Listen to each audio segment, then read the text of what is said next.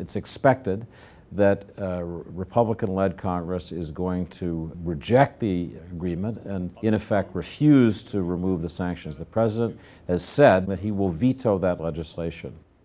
Second area of politics, assuming that the White House can get through this fall and keep the agreement intact, will be on the level of presidential debate. Let's start with the Republicans. Many of the leading Republican candidates have already signaled that they're going to make overturning this agreement part of their campaign platforms. They'll be supported in that by Israeli Prime Minister Benjamin Netanyahu, who's made clear that he's declaring war on this agreement. He regards it as a historic mistake, and he'll have support from some key Republicans. Lindsey Graham, Tom Cotton are two obvious examples.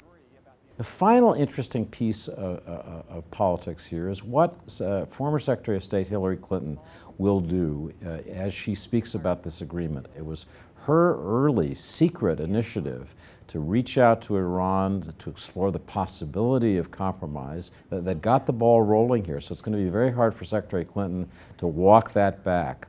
Even so, she has a reputation developed over many years of being somewhat more pro-Israel, somewhat more sympathetic to Israel's security demands than President Obama has been. So I'd expect her to stake out a position that, while supportive of the agreement, maintains a tough line on Iran.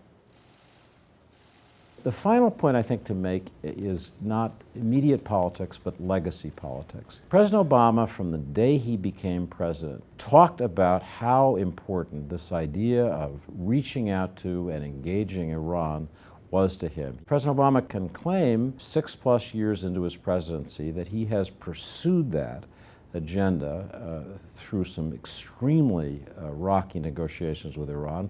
It's clear that Obama believed that his legacy would be built around this idea that America has to engage not simply its friends, but its adversaries. There's no more dangerous adversary in the Middle East than Iran, and President Obama achieved his goal, controversial though it may be, of reaching out and shaking hands with a still revolutionary Iran.